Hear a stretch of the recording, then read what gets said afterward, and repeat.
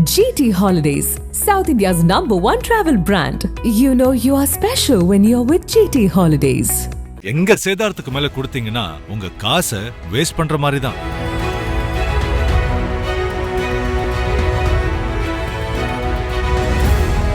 நக்கீரன் நேயர்களுக்கு வணக்கம். இன்று நம்முடன் கருத்துக்களை பகிர்ந்து கொள்ள இணைந்திருக்கிறார் திராவிட வெற்றி கழகத்தின் முதன்மை செயலாளர் வல்லம் பஷீர் அவர்கள். வணக்கம் சார். வணக்கம். செங்கோட்டையன் தாவகவிற்கு சென்றிருக்கிறார். அந்த கோபிச்செட்டிப்பாளையத்தில் போய் அவருக்கு செல்வாக்கு இல்லை, அதிமுகவுக்கு தான் செல்வாக்கு இருக்குது, என்னுடைய செல்வாக்கை நான் காமிக்கிறேன் அப்படின்ட்டு எடப்பாடி பழனிசாமி நேற்றைய முன்தினம் அங்கே போய் கூட்டம் நடத்தினார். அது எப்படி பார்க்குறீங்க? அதுக்கப்புறம் ஒரு நிமிஷம், அதுக்கப்புறம் செங்கோட்டையன் கேட்கும்போது அவர் ஒன்றும் அவ்வளோ பெரிய ஆள் இல்லை, அந்த கூட்டத்துக்கு வந்தவங்கலாம் எப்படி இருக்குது எல்லாருக்கும் தெரியும், எங்கேருந்து அழைத்து வரப்பட்டவர்கள் அப்படின்லாம் தெரியும் அப்படின்லாம் சொல்கிறார். அவர் எப்படி பார்க்குறீங்க? முதல்ல ஈகோவால் நடத்தப்பட்ட கூட்டம் தானே அது. அவர் அதிமுக வெற்றி பெற்றால் வெற்றி விழா இங்கே தான் நடக்கும், கோபிச்செட்டிப்பாளையத்தில் தான் நடக்கும். எடப்பாடி தொகுதியை விட அதிகமான எல்லா வசதிகளும் எல்லா திட்டங்களும் கோபிச்செட்டிப்பாளையத்துக்கு கொண்டாடப்படும் அப்படின்லாம் பேசியிருக்கிறார். என்ன நடக்குது? எடப்பாடி பழனிசாமி செங்கோட்டையனுடைய வெளியேற்றத்துக்கு பிறகு அச்ச உணர்வில் உறைந்து போயிருக்கிறார் என்பதைத்தான் அவருடைய கோபிச்செட்டிப்பாளையத்தினுடைய அந்த பிரச்சார பயணம் அறிவுறுத்துகிறது. நீங்க அதிமுகவுக்கு பொதுச் செயலாளராக எடப்பாடி பழனிசாமி வந்ததற்கு முன்பும் பின்பும் பலரும் வெளியேறி இருக்காங்க. ஓ பன்னீர்செல்வம் போனாரு, வைத்திலிங்கம் போனாரு, சிட்டிங் எம்எல்ஏக்கள், நான் சொல்றேன் எம்எல்ஏக்கள் அல்லாத பல பேர் போனாங்கன்னு வச்சுக்கோங்களேன், முன்னாள் எம்எல்ஏக்கள், முன்னாள் அமைச்சர் பெருமக்கள்னு சொல்லி. அப்ப இவர்கள் எல்லாம் வெளியேறுகிற போது அந்த ஊருக்கு போய் ஒரு கூட்டத்தை நீங்க நடத்தி உங்களுடைய பலத்தை நீங்க காட்டினீங்களானா இல்ல. இவ்வளவு அருகாமையில் ஒரு கூட்டத்தை நீங்க நடத்த வேண்டிய கட்டாயம் எங்கிருந்து எழுது?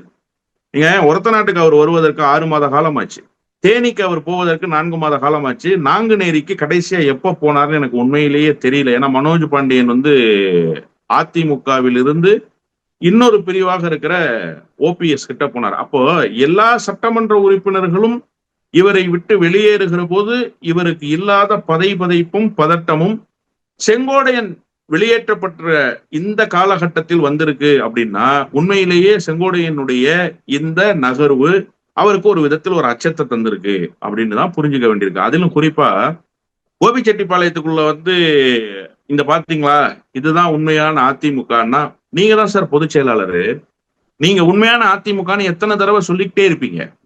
இப்ப நீங்க யாருக்கு நீங்க காட்ட விரும்புறீங்கிற ஒரு கேள்வி இருக்குல்ல.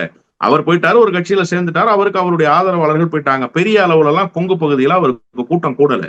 நீங்க அவரை வெளியேற்றியதற்கு பிறகு கூட அதிமுகவுக்குள்ள யாரும் சண்டமாறுதம்லாம் செய்யல. அவருக்கு ஆதரவான கிளர்ச்சி குரல்கள் எல்லாம் எங்கேயுமே எழல. உங்களுடைய நடவடிக்கை சரியோ தப்போ அப்படியே மௌனமாக கடந்து வந்துருச்சு கொங்கு மண்டலத்தினுடைய அதிமுக. ஆனா இவ்வளவுக்கு பிறகும் நீங்க ஏன் இவ்வளவு பதட்டப்பட்டு போய் செங்கோடையனை விமர்சிக்க வேண்டிய அவசியம் என்ன இருக்கு? நீங்க தான் பெரிய டால் லீடர்னு காமிச்சுக்கிட்டீங்களே, அவரை பத்தி பேச வேண்டிய அவசியம் இல்லைன்னு முதல்ல ஒரு நேர்காணல்ல சொல்லிட்டீங்களே, பத்திரிகையாளர் சந்திப்புல சொல்லிட்டீங்களே. சொன்ன பிறகு நீங்க கோபிச்செட்டிப்பாளையத்துக்கு வர்றீங்க. அப்ப நீங்க ஒரு அழகான ஒரு செய்தி ஒண்ணு சொன்னீங்க. நான் வெற்றி பெற்றால் வெற்றி விழா இங்கதான் நடக்க போகுது, கோபிச்செட்டிப்பாளையத்தில் தான் பாலாறும் தேனாரும் ஓட போகுது, முதன்மை தொகுதியாக முன்னேற்ற போறேன். அப்ப ஏன் நீங்க கடந்த ஆட்சி காலத்துல செய்யல? பள்ளிக்கல்வித்துறை அமைச்சர் அவர் இருந்தார்ல, அப்பவே நீங்க கோபிச்செட்டிப்பாளையத்தின் மீது அக்கறை இருந்திருக்குமே. ஆனால் அவ்வளவு நலத்திட்டங்களையும் கொண்டு கோபிக்குள்ள நீங்க சேர்த்திருக்கணும்ல, நீங்க சேர்க்கலையே.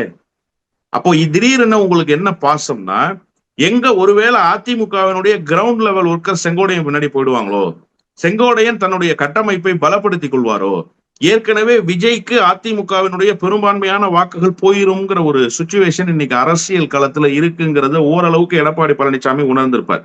சார், 2 கட்சியுமே துணை முதலமைச்சர் சொன்ன மாதிரிதான் பிரான்ச் தான் மாறி இருக்காரு செங்கோடையன்னு சொன்னார்ல, ஒரே பிரான்ச் தான், ஒரு மரத்தில் 2 வேறு கிளைகள். அப்ப நீங்க அதை எப்படி புரிஞ்சுக்கணும்னா, 2 கட்சிக்கும் கொள்கை கிடையாது, 2 கட்சிக்கும் தத்துவம் கிடையாது, 2 கட்சிக்கும் கோட்பாடு கிடையாது, 2 கட்சிக்கும் ஸ்திரத்தன்மை கிடையாது. 2 கட்சியும் பாஜக உட்கார் என்று சொன்னால் உட்கார்ந்து கொள்ளும். இதை தாண்டி 2 கட்சிக்கும் திமுக எதிர்ப்பு மட்டும்தான் பிரதானம். வேற ஏதாவது லட்சிய நோக்கம் இருக்கா? இல்ல. அப்போ தன்னுடைய கட்சியை தழுவி இன்னொரு கட்சி வந்திருக்கு, அந்த கட்சி தன்னுடைய வாக்கு வங்கியை டேமேஜ் பண்ணிரும்ங்கிற உண்மையை கூட உணராம இருக்கிறார் எடப்பாடி பழனிசாமி. கண்டிப்பா அவருக்கு தெரியும். அப்போ அந்த சிதலமடைகிற வாக்கு வங்கியை ஒருமுகப்படுத்துற வேலையை இவர் செஞ்சிட்டாருன்னா தான் கொங்கு பகுதியினுடைய முடிசூடா மன்னன் அவர் நினைச்சுக்கிறாரு இல்லையா? அப்படி நினைச்சுதானே பாஜகவினுடைய முன்னாள் தலைவர்கிட்ட போய் மல்லு கட்டினாரு, வேட்டியை மடிச்சு கட்டிக்கிட்டு, நீ பெரிய ஆளா நான் பெரிய ஆளான்னு சொல்லி. அப்ப அந்த யுத்தம் இப்போது செங்கோடையனோடும் வந்து விட்டது. அதனால்தான் நேரடியாக வந்து முஷ்டி உயர்த்துறாரு, பலப்பரீட்சைக்கு தயாராகிறாரு. கோபிக்குள்ள வந்து இவ்வளவு பெரிய பிரச்சார பயணத்தை முன்னெடுக்க வேண்டிய கட்டாயம் எங்கிருந்து வந்ததுன்னா, செங்கோடையனுக்கு இந்த ஆதரவு வட்டம் உருவாகிட கூடாதுன்னு அவர் நினைக்கிறாரு. ஆனா இந்த பயணத்தினால அவருக்கு ஆதரவு வட்டம் உருவாகி விடாம தடுத்துட முடியுமான்னா கண்டிப்பா தடுக்க முடியாது. மொத்தத்தில் இந்த நகர்வு, செங்கோடையனுடைய இந்த நகர்வு எடப்பாடி பழனிசாமிக்கு ஒரு அச்சத்தை தந்திருக்கிறது என்பதுதான் யதார்த்தமான உண்மை. அதாவது திமுகவுக்கும் போக முடியாது, எடப்பாடி பழனிசாமியும் பிடிக்கல. அப்படிங்கிறவங்க என்ன செய்யலாம், வேற வழி இல்லாமல் நான் இங்கே இருக்கிறேன் அப்படிங்கிறவங்களுக்கு செங்கோட்டையன் ஒரு வழிகாட்டி இருக்கிறாரா? ஏன்னா செங்கோட்டையன் அந்த மாதிரி உள்ள நபர்களை இப்போ தாவேகாவுக்கு இழுக்கிறதுக்கான வாய்ப்பு உண்டா? அது எப்படி பார்க்குறீங்க? இல்ல சார், இதுல ஒரு மிக முக்கியமான அரசியல் நகர்வு இருக்கு. நீங்க இதே செங்கோட்டையன் திமுகவுக்கு போயிருந்தாருன்னு வச்சுக்கோங்களேன், எடப்பாடி பழனிசாமிக்கு இவ்வளவு பதட்டம் இல்லை சார். தோப்பு வெங்கடாசலம் இதே மாவட்டத்துல திமுகவுக்கு போய் இன்னைக்கு மாவட்ட செயலாளர் ஆனார்ல, இவ்வளவு பதட்டப்பட்டாரா எடப்பாடி பழனிசாமி? கண்டிப்பா இல்ல. இவ்வளவு பதட்டம் அவருக்கு இல்லவே இல்லை. ஏன் இந்த இடத்துல அவருக்கு பதட்டம் வருது அப்படின்னு சொன்னா, நான் சொன்னது மாதிரி அதிமுகவினுடைய வாக்கு வங்கியில் ஒரு பகுதியை விஜய் பெறப்போகிறார். ஏன்னா இவங்க 2 பேரும் திமுக எதிர்ப்பை மட்டுமே பேசுறாங்க. இப்ப திமுக எதிர்ப்பை பேசினா ஒரு 20% வாக்கை பெற முடியும்னு ஒரு சூழல் இருக்குன்னு வச்சுக்கோங்களேன். அதை 2 பேரும் பகிர்ந்துக்கிறாங்க. அதை சின்னதாவே வச்சுக்கோமே, விஜய்க்கு ஒரு 5% கிடைக்குது, அதிமுகவுக்கு தான் 15% கிடைக்க போகுதுன்னா இந்த 5% லாஸ் யாருக்கு? அதிமுகவுக்கு. அது யாருக்கு டேமேஜ்? எடப்பாடி பழனிசாமிக்கு டேமேஜ். இப்ப இதை ஒருமுகப்படுத்துற வேலையை செங்கோட்டையன் அங்க போய் செய்வாருன்னு உறுதியா இவர் நம்புறாரு. ஏன்னா இவர் எம்ஜிஆர் காலத்திலிருந்து அரசியலில் இருக்கேன்னு சொல்றாரு இல்லையா செங்கோடையன், அது உண்மையுமே கூட. அதே நேரத்துல செங்கோடையன் ஒருமையில் பேசி இங்க வாயா நான் சொல்ற வேலையை செய்யான்னு சொல்ற இடத்துல இருந்தவர் தான் எடப்பாடி பழனிசாமி. அன்னைக்கு வந்து செல்வ கணபதி போன்ற அதிமுகவினுடைய முன்னணி தலகர்த்தர்கள் எல்லாம் கோலோட்சிய காலகட்டத்துல அவர்களுக்கு எடுபடி வேலை செய்து கொண்டிருந்தவர் தான் இன்னைக்கு பொதுச் செயலாளராக மாறி இருக்கிற எடப்பாடி பழனிசாமி. அப்ப அவருக்கு நல்லா தெரியும் இவங்களுடைய எலெக்ஷன் ஒர்க் எப்படி இருக்கும், இவங்களுடைய ஸ்ட்ராட்டஜி எப்படி இருக்கும், இவங்க என்னென்ன மாதிரியான வேலைகள் எல்லாம் செய்வாங்கன்னு அவருக்கு நல்லா தெரியும். அதனாலதான் இவ்வளவு பதட்டத்தை அவர் அடைகிறார். அதுல குறிப்பா என்ன அப்படின்னு கேட்டீங்கன்னா, அவர் என்ன நினைச்சிட்டாரு, செங்கோட்டையன் இப்படி ஒரு முடிவை எடுப்பாரு அப்படிங்கிறது அவருக்கு தெரியவே தெரியாது. ஏன்னா பாஜக இதற்கு பின்னால் இருக்கிறது. எனவே பாஜகவுக்கு தான் அவர் போவாரு. பாஜகவுக்கு போயிட்டா நம்ம கூட்டணி கட்சி அலையன்ஸ் பார்ட்டி, அதனால அந்த செல்வாக்க நாம அப்படியே தக்க வச்சுக்கலாம்னு அவர் நினைச்சாரு. ஆனா பாஜக ஒரு கணக்கு போட்டுச்சு. விஜய் பக்கம் இவரை அனுப்புவதன் மூலமாகத்தான் அதிமுகவை வலுவிழக்க செய்யற யுக்திக்கு முகம் தர முடியும். இது ஒரு முதல் முயற்சி தான் சார். இது சக்சஸ் ஆயிருக்கு. இப்ப நீங்க பாருங்க, அதிமுகவிலிருந்து பல நபர்கள் கிளம்பி இப்ப வந்து விஜய் பக்கம் போவதற்கு தயாராவாங்க. தேர்தலுக்கு முன்பாகவே இந்த டிரான்ஸ்பர்மேஷன் கண்டிப்பா நடக்கும். இப்ப நீங்க சொன்னீங்க தேர்தலுக்கு முன்பு அதிமுகவில் இருந்து பல பேர் தாவேகாவுக்கு போவாங்க, இது நடக்கும் அப்படின்னு சொல்கிறீங்க. இப்போ சமீபத்தில் ஒரு நேர்காணல் அளித்திருக்கிறார் அந்த தாவேகா ஆதவ அர்ஜுனா. அவரும் அதான் சொல்கிறாரு, பிப்ரவரி மாதம் பாருங்கள் ஒரு பெரிய மாற்றம் வரும், அதிமுக காங்கிரஸ் அதுலேருந்தெல்லாம் வருவாங்க நிச்சயம் அப்படிங்கிறார். அதாவது அவர் வந்து முழுக்க முழுக்க பொய்யை மூலதனமாக கொண்டு அந்த நேர்காணலை எதிர்கொண்டிருக்கிறார். அவர் வந்து செங்கோட்டையனுடைய வருகையே தன்னால் தான் நடந்தது என்பது போன்ற ஒரு தோற்றத்தை உருவாக்குறாருல, அதுவே அங்க இல்லை. இவருக்கு அதெல்லாம் எந்த ரோலும் அங்க கிடையாது. அங்க நடந்தது என்னன்னா, செங்கோடையன் பேச்சுவார்த்தையை நடத்துகிற போது தாவேகாவில் இருந்தவர்கள் இவரை தனி கட்சி துவங்க சொல்லித்தான் அறிவுறுத்தினார்கள். இந்த சம்பவமே விஜய்க்கு தெரியாது. இவர் வந்து சேருவதற்கு தயாரா இருக்கிறாரு, பேச்சுவார்த்தை நடத்தினவங்க தனி கட்சி தொடங்க சொல்லியிருக்கிறாங்கன்ற எந்த செய்தியும் அவருக்கு தெரியாது. ஆனா இவர் தனி கட்சி துவங்குவதற்கு தயாரா இல்லை. ஏன்னா செங்கோட்டையனுக்கு நல்லா தெரியும், தான் அதிமுகவிலிருந்து நீக்கப்பட்டதற்கு பிறகு தனக்கு யாரெல்லாம் பக்கபலமாக இருந்தார்களோ அவர்களினுடைய எண்ணிக்கை மிக சொற்பம் தான். இதை வச்சு ஒரு அரசியல் கட்சியை நடத்த முடியாது. அப்படியே நடத்தினாலும் அதை சக்சஸ் பண்ண முடியாது. இந்த விஷப்பரீட்சைக்கு நாம தயாராக கூடாதுன்னு அவருக்கு நல்லா தெரியும். அதன் விளைவாக அவர் என்ன முடிவு பண்றாருன்னா, அதிமுகவில் இருக்கிற எடப்பாடி பழனிசாமியை வீக் பண்ணணும்னா இப்போது இருக்கிற ஒரே ஆப்ஷன் விஜய் தான். ஏன்னா விஜய் தான் அதிமுகவினுடைய வாக்கு வங்கியை பெரிய அளவுல டேமேஜ் பண்ணுவாரு. அதனால நாம அவர் பக்கம் போகலாம்னு நினைச்சுதான் போறார். அப்போ இதுக்கு முட்டுக்கட்டையை போட்டதற்கு பிறகு அவர் என்ன செய்வது என்று தெரியாமல் தடுமாறுகிற நேரத்தில் அதிமுகவினுடைய முன்னணி தலகர்த்தர்களில் ஒருவராக இருந்து பின்னாளில் கட்சி துவங்கிய தயாரிப்பாளராக இருந்த ஒருவரினுடைய பேரன் தான் இந்த பேச்சுவார்த்தையை விஜய் கிட்ட நடத்துறாரு. அவர் நடத்திய பேச்சுவார்த்தை தான் சக்சஸ் ஆகுது. அவர் தான் சொல்றாரு, ஜெயலலிதா அம்மாவுக்கு இப்படி எல்லாம் வியூகங்களை வகுத்து கொடுத்தாரு, டூர் ப்ரோக்ராம் போட்டு கொடுத்தவரு, நீங்க பொதுக்கூட்டம் நடத்தினா கூட உங்களுக்கு எப்படி பொதுக்கூட்டம் நடத்தணும்ன்ற ஒரு ஐடியாவா அவர் கொடுப்பாரு, அவர் பழுத்த அரசியல்வாதி, அவருடைய அனுபவம் உங்களுக்கு பயன்படும்னு சொன்னதற்கு பிறகு விஜய் அதற்கு சம்மதம் தெரிவிக்கிறார். அந்த சம்மதத்தின் பெயரில் தான் விஜய் முன்னிலையில் இந்த இணைப்பு நடந்தது. ஆனா இவர் என்ன சொல்றாரு, என்னுடைய முயற்சியால் தான் நடந்தது என்கிற ஒரு பிம்பத்தை கட்டமைக்க முயல்கிறார். எனக்கு பல்வேறு நேரங்களில் அவர் ஆலோசனை சொல்லியிருக்கார். ஏன் இதுக்கு முன்பு இதை சொல்லல? நீங்க இதற்கு முன்பு வெளிப்படுத்தி இருக்கணும்ல சார். நீங்க என்ன அவ்வளவு பக்குவப்பட்ட ஆளா சார்? ஏன் சார் இவ்வளவு நாளா இதை சொல்லாம திடீர்னு இப்ப வந்து இந்த செய்தியை சொல்றீங்க? அப்ப இதுலயே ஒரு உள்நோக்கம் இருக்கு தானே. செங்கோடையன் விவகாரத்தில் ஆதவர்ஜுனுக்கு எந்த பிளேவும் இல்லை. ஆனா ஒரு பொய்ய ஒரு ஊடக நேர்காணல்ல அவர் சொல்றாரு. இப்ப என்ன சொல்றாரு, திமுகல கூட சில பேர் வருவாங்கங்கிற மாதிரியான கருத்துக்கள் எல்லாம் சொல்றாரு. திமுக 2 அமைச்சர்கள் வருவாங்கிறாரு. சார் நீங்க ஒரு விஷயத்த நல்லா புரிஞ்சுக்கணும். திராவிட முன்னேற்ற கழகத்தை பொறுத்தவரை அது ஒரு லட்சிய பேரியக்கம். அந்த கட்சி இத்தனை ஆண்டு காலம் வலிமை குறையாமல் தன்னுடைய பயணத்தை தொடர்ந்து இருக்குன்னா அந்த கட்சி எவ்வளவு கொள்கைகளை தாங்கி நிற்கிற பேரியக்கமாக இருக்கணும். அந்த கொள்கை பேரியக்கத்திலிருந்து ஒருவர் விலகுவதற்கு தயாராவாங்களா? அதுவும் இந்த மாதிரியான சூழல்ல நாடு இப்போது இருக்கிற அச்ச உணர்வுல இந்த மாதிரி ஒரு டிரான்ஸ்பர்மேஷன் நடக்குமா? நீங்க கடைசியா திமுகவில் இருந்து வெளியேறிய தலகர்த்தர் ஒருத்தருடைய பேரை சொல்லுங்க சார். திமுகவில் இருந்து வெளியேறியவரை கடைசி 6 ஆண்டுகள்ல வச்சுக்கோங்க. எனக்கு தெரியும் அண்ணன் கூகா செல்வம் போனார் பாஜகவுக்கு. அதன் பிறகு மீண்டும் அவர் இங்கேயே வந்துட்டார். அந்த காட்சியை நம்ம பார்த்தோம். துரைசாமி அதான் சார் நான் என்ன கேக்குறேன், துரைசாமி என்னவாக இருந்தாரு, என்ன சொல்லி போனாரு, அவர் என்ன தாக்கத்தை இன்னைக்கு ஏற்படுத்தினாரு? அப்ப இந்த படிப்பினை திமுக இருக்கிற அதிருப்தியில இருக்கிறவங்களுக்கு கூட இருக்கும்ல. இன்னொன்னு, நீங்க ஒரு பலமான கூட்டணியை கட்டி அமைத்து தொடர் வெற்றிகளை பெறுகிற ஒரு கட்சியில விட்டுட்டு அதிலும் அமைச்சர் பொறுப்பில் இருப்பவர்கள் அந்த அமைச்சர் பதவியை கூட பொருட்படுத்தாம போய் விஜய் கிட்ட சேருவாங்கன்னா அவர்கள் என்ன அரசியல் தெரியாதவர்களா? சரி, இப்ப நீங்க பிரஸ்ல இந்த செய்தியை சொல்லிட்டு அவங்க என்ன சொல்றாரு, திமுகவில் குழப்பம் ஏற்பட்டு இருக்கு, உள்ள திமுக கட்சியிலும் குழப்பம் இருக்கு, திமுக கூட்டணியிலும் குழப்பம் இருக்கு, பிப்ரவரி மாசம் வரைக்கும் போருங்க, அதுக்கப்புறம் பாருங்க கண்டிப்பா வருவாங்க அப்படிங்கிறாரு. பிப்ரவரி மாசம் கண்டிப்பா வரதான் போகுது. அன்னைக்கு நாம இதை பார்க்கத்தான் போறோம். நக்கீரன்லயே நீங்களும் நானும் உட்கார்ந்து பேசுவதற்கு தயாரா இருப்போம். ஒரு மாற்றமும் வராது. நீங்க ஆர்கே நகர் இடைத்தேர்தலில் கட்டியமைக்கப்பட்ட கூட்டணியை இப்போது வரை வலிமை குறையாமல் வழிநடத்துகிற தலைவர் யாருன்னு கேட்டா தமிழ்நாட்டினுடைய முதலமைச்சர் திமுக தலைவர் தான். அப்ப இந்த கூட்டணியில எப்படி பிளவு வரும்னு நீங்க நினைக்கிறீங்க? நீங்க இந்த கூட்டணியில் சலசலப்பு வந்துரும்னு பேசுற அந்த சூழல்லையே காங்கிரஸ் பேச்சுவார்த்தை குழுவை போட்டுருச்சு. பேச்சுவார்த்தை குழுவோடு பேச்சுவார்த்தை நடத்துவதற்கு இன்றைய நாளிதழில் கூட இப்ப நீங்க சொல்றீங்க, இப்ப இந்த மாதிரி பேசும்பொழுதே பேச்சுவார்த்தை குழு காங்கிரஸ் போட்டுருச்சுன்னு சொல்றீங்க. இந்த காங்கிரஸ்ல இருக்க பேச்சுவார்த்தை குழுல இருக்கிற ஒருத்தர் தான் கடந்த சில தினங்களுக்கு முன்பு எங்க தொகுதிக்கு எதுவுமே இந்த திமுக அரசு செய்யல, சொன்ன வாக்குறுதி நிறைவேற்றலைன்னாரு. இப்போ வெறும் நாங்கள் ஆட்சியில் எப்படி வெறும் கூட்டணியில் பங்கேற்றால் மட்டும் போதுமா, ஆட்சி அதிகாரத்துலேயும் எங்களுக்கு வேணும் அப்படிங்கிற குரலும் சொல்கிறாங்களே.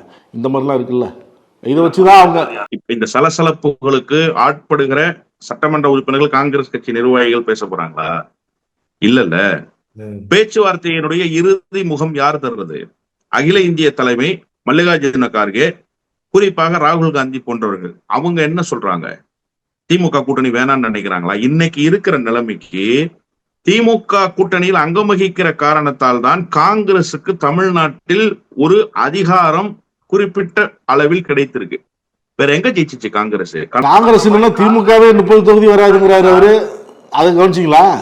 எப்படி காங்கிரஸ் இல்லைன்னா திமுக இத்தனை தொகுதிகள் வெற்றி பெற்றிருக்காது அப்படின்னு அவர் சொன்னதை கவனிச்சிங்களா அந்த நேர்காணல்ல? இல்ல சார், அது கூட்டணின்றது மியூச்சுவல் கன்சர்ன் தான். உங்களால நாங்க பலம் பெறணும், எங்களால நீங்க பலம் பெறணும் அப்படிங்கிறது தான். ஆனா திமுக தொடர் வெற்றிகளை எந்த வியூகத்தின் அடிப்படையில் வகுக்குது? காங்கிரஸ் இன்னைக்கு கூட்டணியிலே இல்லாம போனா திமுகவுக்கு என்ன பெரிய நஷ்டம்? என்ன வட மாநிலங்கள்ல காங்கிரஸ் கிழிச்சிருச்சு. காங்கிரஸ் பலமாக இருக்கிற இடங்கள்லயே காங்கிரஸால கிழிக்க முடியல. இங்க திமுக வெற்றிக்கு நாங்க தான் காரணம்ன்றீங்க. பீகார் தோல்விக்கு யாரு காரணம்? யார் சார் காரணம்? அதை வந்து நான் ராஜஸ்தான்ல அதுக்கு பேசும்போது முன்பு இல்ல சார், ராஜஸ்தான்ல அதுக்கு முன்பு அடைந்த தோல்விக்கு யார் காரணம்? அதை நீங்க வலுவா இருக்கிற இடங்கள்ல, பலமா இருக்கிற இடங்கள்ல நீங்க வெற்றி பெற்று, இப்ப பிரச்சனை அது இல்ல. இப்ப நம்ம ஆதவனுடைய டிராப்புக்குள்ள போயிடக்கூடாது. நம்ம ஆதவ் இதைதான் நினைக்கிறாரு, விஜயினுடைய ஆட்கள் இதைதான் நினைக்கிறாங்க. காங்கிரசுக்கும் திமுகவுக்கும் எந்த பிணக்கும் இல்ல சார். கருத்துக்கள் 1000 வெளிப்படும், அதுல பிரச்சனை கிடையாது. ஆனா இந்த கருத்துக்கள் எல்லாம் தேர்தலுக்கு முன்பாக பேசப்பட்டு சரி செய்யப்பட்டுரும். 100 விழுக்காடு காங்கிரஸ் திமுக கூட்டணியில் தான் அங்கம் வகிக்கும். அதுல ஒண்ணும் மாறுபட்ட கருத்தே இல்ல. எடப்பாடி பழனிசாமி தொடர்ச்சியா ஒரு கருத்தை சொல்லிக்கிட்டே வருவாரு. நீங்க பாத்தீங்கன்னா நல்லா தெரியும். 2019 நாடாளுமன்ற தேர்தலில் இருந்து சொல்றாரு, பலமான கூட்டணி அமையும், பலமான கூட்டணி அமையும். கடைசியில இருக்கிற கூட்டணி உடைஞ்சு போச்சு. பிரேமலதா கூட முன்னாள் என்ன சொல்றாங்க, நாங்க எல்லாரும் தோழமை அமைப்பா தான் பாக்கணும். எங்க அம்மா துக்கத்துக்கு எல்லாரும் வந்துட்டு போனாங்க, எல்லாருமே எங்களுக்கு தோழமை அமைப்பு தான். நாங்க பேசி அரசியல் ரீதியாக ஒரு முடிவை ஜனவரியில எடுப்போம்னு சொல்லிட்டோம், ஜனவரியில எடுப்போம்னு சொல்லியிருக்காங்க. அப்ப இப்ப அவங்க கூட அதிமுக கூட்டணிக்கு தயாரா, ஒரு ராஜ்யசபா தரேன்னு சொன்னதற்கு பிறகும் தயாரான்னு கேட்டா அவங்களும் தயார் இல்ல. இப்ப எப்படி எடப்பாடி பழனிசாமி தொடர்ச்சியா பலமான கூட்டணி பலமான கூட்டணின்னு பொய்ய சொல்லிக்கிட்டே வந்தாரோ, அது மாதிரி இப்ப ஆதவ் மாதிரி ஆட்கள் கிளம்பி இருக்காங்க. அந்த கூட்டணிக்குள்ள சலசலப்பு இருக்கு, அங்க இருந்து இங்க வந்துருவாங்க. திமுகக்குள்ள சலசலப்பு இருக்கு, அங்கிருந்து முன்னாள் அமைச்சர்கள் இங்க வந்துருவாங்க. இது ஒரு பகல் கனவு. இது எந்த கட்டத்திலும் பலிக்கவே பலிக்காது. அரசியல் ரீதியாக இது தமிழ்நாட்டில் நடக்கவே நடக்காது. ஒரு அமைச்சர் இல்ல சார், ஒரு சட்டமன்ற உறுப்பினரை கூட நீங்க தமிழக வெற்றி கழகத்துக்கு திமுகவில் இருந்து அழைத்து வர முடியாது. நான் இதை சவாலாவே சொல்றேன். எந்த கட்டத்திலும் அது நடக்க போறது இல்லை. அப்ப கூட்டணியில யாரையாவது அழைச்சிட்டு வர முடியுமான்னா, கூட்டணியில அப்படி வீக்கா எந்த கட்சியுமே இல்லை. ஏதாவது ஒரு கட்சி வீக்கா இருக்குன்னு செய்தி வந்துச்சுன்னா அந்த கட்சியினுடைய தலைவர்கள் உடனே என்ன பண்ணிடுறாங்க, அறிவாலயத்துக்கு புறப்பட்டு வாசல்ல நின்றுறாங்க. வாசல்ல நின்று பேட்டியை கொடுக்குறாங்க. நாங்க திமுக கூட்டணியில் வலுவாக இருக்கிறோம், எங்களுக்கு தொகுதி எண்ணிக்கை அவசியம் இல்லை, நாங்க திமுக கூட்டணியில் அங்கம் வகிக்கணும்னு நினைக்கிறோம், திராவிட இயக்கத்துக்கு அரணா இருக்கணும்னு நினைக்கிறோம்னு கூட்டணி கட்சி தலைவர்கள் பேசுற அளவுக்கு திமுக கூட்டணி பலமாக இருக்கு. திமுக எந்த முயற்சியும் எடுக்கல. திமுக இல்ல எங்க கூட்டணியில அவங்க இருக்காங்க அப்படின்ற கருத்தெல்லாம் சொல்றது இல்ல. ஒரு கருத்து வருகிற போது அந்த கூட்டணி கட்சியே நேரடியாக தங்களுடைய தார்மீக ஆதரவை தெரிவிக்கிற இடத்துலதான் திமுக கூட்டணி இருக்கு. எனவே இது ஒரு எப்படி சொல்றதுன்னு கேட்டீங்கன்னா, அரசியல் ரீதியாக பயன்படாத கருத்துன்னு ஒரு கருத்து இருக்கும்ல, அப்படிப்பட்ட கருத்து தான் இந்த கூட்டணி உடையும் திமுக இருந்து சேர போறாங்கிற கருத்து. திமுக தனியா நின்னா 10 தொகுதி கூட வராது. பிப்ரவரி மாதத்துக்கு அப்புறம் நிலைமையை பாருங்க, திமுக 25 தொகுதிகளுக்கு மேலே வெற்றி பெறாது அப்படிங்கிறத எல்லாரும் சொல்லுவாங்க. திமுகவுக்கு எதிரான சக்திகள் எல்லாம் ஒன்று சேரணும் அப்படிங்கிற இதே ஸ்டாண்டு தான் எடப்பாடி பழனிசாமியும் சொல்றாரு. திமுகவுக்கு எதிரான சக்திகள் ஒன்று சேரணும் எடப்பாடி பழனிசாமி சொல்றாரு, பாஜகவும் சொல்லுது. நீங்க சொல்லுங்க, திமுகவுக்கு எதிரான சக்தி யார்? அதிமுக தானே. அப்ப திமுகவுக்கு எதிரான சக்தியாக அதிமுக இருக்கிற போது நீங்க அதிமுகவினுடைய வாக்குகளை குறிவைத்து ஒரு அரசியல் செய்றீங்கல்ல, அப்ப இதுவே திமுகவுக்கு பலத்தை தானே கொடுக்கும். எப்படி உங்களுக்கு அது பலமா அமையும்னு நீங்க நினைக்கிறீங்க? இருக்கிற 20% வாக்குல நீங்க ஒரு 5% எடுத்துட்டீங்கன்னா 15% வாங்கி அதிமுக வீக்காக, நீங்க 5% வாங்கி கரை சேர போறது இல்ல. இப்ப இந்த அணுகுமுறை எலெக்ஷன் ஸ்ட்ராட்டஜி எப்படி திமுகவை பலவீனப்படுத்தும்? திமுகவை எப்படி நீங்க வீட்டுக்கு அனுப்ப முடியும்? அதற்கு ஏதாவது வியூகங்கள் வச்சிருக்கீங்களா? ஒண்ணு. ரெண்டாவது, திமுக 10 தொகுதிகளுக்கு மேல ஜெயிக்காது, திமுகவால எதுவுமே பண்ண முடியாது சார். திமுக தான் இன்னைக்கு களத்துல நிக்குது. எஸ்ஐஆர் இம்ப்ளிமெண்ட் ஆயிடுச்சுல்ல, பிஎல்ஓ வீடு வீடா போறாங்கல்ல, அவங்க பின்னாடி போய் ஒவ்வொரு வாக்காளனுடைய வாக்குரிமையை உறுதிப்படுத்துகிற வேலையை யார் இன்னைக்கு செய்யறான்னா திமுக தான் இன்னைக்கு செய்யுது. எலெக்ஷன் கேம்பெயினையே திமுக எஸ்ஐஆர் வச்சு செஞ்சு முடிச்சிருச்சு. எஸ்ஐஆரையே திமுக என்ன பண்ணிருச்சுன்னா ஒரு எலெக்ஷன் கேம்பெயின் மாதிரி நடத்தி முடிச்சிருச்சு. இப்ப வாக்காளர்கள் மத்தியில என்ன நம்பிக்கை இருக்குன்னா, நம்மளுடைய வாக்குகளை திமுக உறுதிப்படுத்தி கொடுத்துரும், ஃபார்மை கரெக்டா ஃபில் பண்றதுக்கு திமுக தான் உதவி பண்ணுது, அந்த ஃபார்மை கொண்டு போய் அப்லோட் பண்ணி நம்மளுடைய வாக்கு உறுதி செய்யப்படுவதற்கு திமுக தான் உதவி செய்யுதுங்கிற எண்ணம் வந்துருச்சு. அதிமுக அங்கொன்றும் இங்கொன்றுமா களத்துல நிக்கிறாங்க. விஜய் கட்சி எங்க நிக்கிறாங்க? எங்காவது ஒரு இடத்தில் மக்களை சந்திச்சு எஸ்ஐஆருக்காக அவங்க பேசுறாங்களா? மக்களுக்கு இருக்கக்கூடிய குறைகள் என்னன்னு எஸ்ஐஆர்ல கேட்கிறாங்களா? இல்ல எஸ்ஐஆர் விவகாரத்தில் மக்களுக்கு இருக்கக்கூடிய அச்ச உணர்வை போக்கியிருக்காங்களா? அதுவே இல்லைன்றப்போ நீங்க எங்க களத்துல இருக்கீங்கன்னு சார். எலெக்ஷன் ஒரு பெரிய ப்ராசஸ். ஆதவுக்கு தெரியாது, அவர் ஒரு கார்பரேட் அதிபர், அவர் ஒரு புரோக்கர் வேலை செய்யக்கூடிய ஆள், அவருக்கு தெரியாது. எலெக்ஷன்ன்றது ஒரு பெரிய ப்ராசஸ் சார். அதற்கு முன்பாக ஆற்ற வேண்டிய பணி. தேர்தல் முடிஞ்ச பிறகு பொட்டியை கொண்டு போய் வச்சு ஒரு காலேஜில் பூட்டிடுவாங்க, அதை நீங்க பாதுகாக்கிறதுக்கு ஒரு பணி இருக்கு. எலெக்ஷன் முடிஞ்ச பிறகு பாக்ஸஸ் சீல் வைக்கிறது இருக்குல்ல, அது ஒரு பெரிய ப்ராசஸ். வாக்குகளை கொண்டு சேர்க்கிறது இருக்குல்ல, அது ஒரு பெரிய பணி. இந்த எலெக்ஷன் ப்ராசஸ் எல்லாம் முதல்ல உங்களுக்கு தெரியுமா? அதுக்கு தயாராயிருக்கீங்களா நீங்க? முதல்ல அந்த வேலைகளை முதல்ல கத்துக்கங்க. ஒரு தேர்தலையாவது நீங்க அந்த வேலையை கத்துக்கிட்டாதான் எப்படி எலெக்ஷன் அணுகிறதுன்ற புரிதல் உங்களுக்கு வரும். நீங்க எல்லாருமே கத்துக்குட்டிகள், செங்கோட்டையனை தவிர. அவர் எத்தனை தமிழ்நாடு பூரா போய் சுற்றுப்பயணம் போய் எல்லாரும் எஜுகேட் பண்ணிட முடியுமா? அவர் சொன்னா கேட்கிற அளவுக்கான ஆட்கள் அவங்க கிட்ட இருக்காங்க. விஜய் சொன்னாலே கேட்க மாட்டான், மரத்து மேல ஏறி நின்றான். புஷியான சொன்னாலே கேட்க மாட்டேன்றான், சீட்டு மேல ஏறி நின்றான். நீங்க எப்படி எலெக்ஷனை சந்திக்க போறீங்க? வெறுமனே ஓட்டு வாங்குறது இல்ல சார் அரசியல், வெறுமனே எலெக்ஷன் கேம்பெயின் பண்றது இல்ல அரசியல். அதை தாண்டி ஓட்டு அரசியலில் நிறைய வேலைகள் இருக்கு. அது ஒரு பெரிய ப்ராசஸ். அந்த ப்ராசஸை இவங்க கத்துக்கவே முடியாதுன்றாங்க. இது அப்படியே இருக்கட்டும். இன்னொரு பக்கம் வருவோம். பாமக அந்த விவகாரத்தை பார்த்துருப்பீங்க. அன்புமணிக்கு தான் அந்த தலைமை பொறுப்பு அப்படின்லாம் சொல்லிட்டாங்க தேர்தல் ஆணையம். அன்புமணி பக்கம்தான் பாமக அப்படின்னு தேர்தல் ஆணையம் சொல்லிடுச்சு. அதுக்கப்புறம் ராமதாஸ் மேடையில் பார்த்துருப்பீங்க, வயிறறிஞ்சு சொல்கிறேன் இந்த அரசியலோடு சரி அப்படின்லாம் பேசியிருக்கிறார். உண்மையான தொண்டர்கள் யார் பக்கம் இருப்பாங்க? நான் வந்து காசு கொடுத்து அந்த கூட்டம் கூட்டல, நீங்கள் கூட்டுற கூட்டம்லாம் ஒவ்வொரு கூட்டத்துக்கும் 25 லட்சம் ரூபா செலவு பண்ணுறீங்க அப்படின்லாம் பேசுகிறார் ராமதாஸ். இது எப்படி பார்க்குறீங்க? பாமக தொண்டர்களின் மனநிலை என்ன? ஆனால் அன்புமணி கூட இருக்கிற எம்எல்ஏக்கள் வந்து 99% பாமகவினர் இங்கே அன்புமணி பக்கம் தான் இருக்காங்க அப்படிங்கிறாரு. இவர் சட்ட போராட்டத்துக்கு தயாராக இருக்கிறோம், நிச்சயம் நான் வெல்வோம் அப்படின்லாம் சொல்கிறாரு ராமதாஸ். இந்த தேர்தல் ஆணையத்தினுடைய இந்த முடிவு என்பது தற்காலிகமானதுதான். கட்சியில பைலா தான் சார் ரொம்ப முக்கியம். அந்த பைலால என்ன பொறுத்த வரைக்கும் பாட்டாளி மக்கள் கட்சி பைலாங்கிறது நிறுவனருக்குத்தான் உச்சபட்ச அதிகாரம், அந்த நிறுவனர் தேர்ந்தெடுக்கிற தலைவர் அப்படிங்கும் போது ஒரு பேரலரான கவர்னன்ஸ் தான் தலைவருக்கு கொடுக்கப்பட்டிருக்கே தவிர நிறுவனருடைய அதிகாரத்தை செல்லாது என்று சொல்லுகிற வல்லமை யாருக்கு இல்ல? தலைவருக்கு இல்ல. அன்புமணி ராமதாஸ் தலைவராக இருக்கிறார், நிறுவனர் யாருன்னா ராமதாஸ். அப்ப இந்த வாதங்களை ரொம்ப கூர்மையாக தேர்தல் ஆணையத்துல வச்சு அந்த தடையை கோருகிற வேலையை ராமதாஸ் தரப்பு செய்யறதுல தோல்வி அடைஞ்சிட்டாங்கிறது தான் இப்ப இவர்களுக்கு கிடைக்கப்பட்டிருக்கிற இந்த அனுமதியின் மூலமாக தலைவருக்கான அதிகாரத்தை அவர்கள் பெற்று வந்திருப்பதன் மூலமாக நாம் புரிந்து கொள்கிற செய்தி. ஆனா உண்மைன்றது ஒண்ணு இருக்குல்ல, ராமதாஸ் தான் கட்சி. ராமதாஸ் இன்னைக்கு இவ்வளவு வருத்தப்படுறாருன்னா இந்த இயக்கத்துக்காக எவ்வளவு வெம்பாடு பட்டாருங்கிறது அவருக்கு தான் தெரியும். நீங்க கட்சின்ற லேபிள மட்டும் வச்சுக்கிட்டு போய் களத்துல நின்ற முடியுமா? நிச்சயமாக முடியாது. வன்னிய மக்கள் யார் பக்கம் நிற்கிறார்கள்னு கேட்டா ராமதாஸ் பக்கம் தான் நிற்கிறாங்க. அவங்களுக்கு நல்லா தெரியும் ராமதாஸ் தான் இவ்வளவு பாடுபட்டவர், ராமதாஸ் தான் இந்த இயக்கத்தை கட்டியவர், ராமதாஸ் தான் இடஒதுக்கீடுக்காக நமக்கு களம் அமைத்தவர், ராமதாஸ் தான் அரசியல் ரீதியாக நம்மளை அங்கீகரிக்க செய்வதற்கு எல்லா விதமான வாய்ப்புகளையும் வாசல்களையும் திறந்து வச்சவர்னு அவங்களுக்கு நல்லா தெரியும். அன்புமணி ஒரு இன்ச்சு கூட எந்த விதமான அரசியல் நகர்வையும் இந்த வன்னிய மக்களுக்காக செய்யல. அவர் செஞ்ச ஒரே விஷயம் என்னன்னா, ராமதாஸுக்கு மகனாக பிறந்தது, ஒரு பீரியடு நடுவண் அமைச்சரவையில ஒன்றிய அமைச்சரவையில அங்கம் வகிச்சது. அப்போ இது களத்துல எப்படி எடுபடும்னா, நீங்க பாட்டாளி மக்கள் கட்சி உங்களுக்கு தான், மாம்பழம் சின்ன உங்களுக்கு தான் தீர்ப்பை பெற்றுக்கொண்டு களத்துக்கு வந்தா கூட ராமதாஸ் உங்களுக்கு ஓட்டு போடக்கூடாதுன்னு சொன்னா வன்னிய மக்கள் ஓட்டு போட மாட்டாங்க. ராமதாஸ் அன்புமணியை ஆதரிக்காதீங்கன்னு சொன்னா பாட்டாளி மக்கள் கட்சியினுடைய கேடர்ஸ் ஆதரிக்க மாட்டாங்க. அது என்னன்னு கேட்டீங்கன்னா, நீங்க வந்து இந்த அமைப்பு யாருகிட்ட இருக்கோ அவர்கள் பலம் பெற்றவர்களாக இருப்பார். இப்ப எடப்பாடி பழனிசாமியினுடைய தலைமையை எல்லா தொண்டர்களும் ஏற்றுக்கிட்டாங்களா? இல்ல. அது ஒரு பெரிய கட்சி, அந்த கட்சி அவர் கையில இருக்கு, அதனால நம்ம அந்த கட்சியில பணியாற்றுவோம்னு நினைக்கிறவங்க. இதுவே ஒருவேளை ஜெயலலிதா அம்மையார் இருந்திருந்து இந்த வேலையை அவர் செய்திருந்தார்னா எடப்பாடி பழனிசாமி எவ்வளவு டம்மியா போயிருந்திருப்பார், எவ்வளவு பலம் இல்லாதவரா போயிருந்திருப்பார். அந்த மாதிரி தான் இப்ப அன்புமணி ராமதாஸ் போக போறார். கட்சி வேணா அவருக்கு கிடைக்கலாம், தற்காலிகமாகவோ இல்ல நிரந்தரமாகவோ கூட கிடைக்கலாம். சின்ன வேணா அவருக்கு கிடைக்கலாம், தற்காலிகமாகவோ நிரந்தரமாகவோ கிடைக்கலாம். ஆனா அவரால் ஒரு நாள் கூட கட்சி நடத்த முடியாது.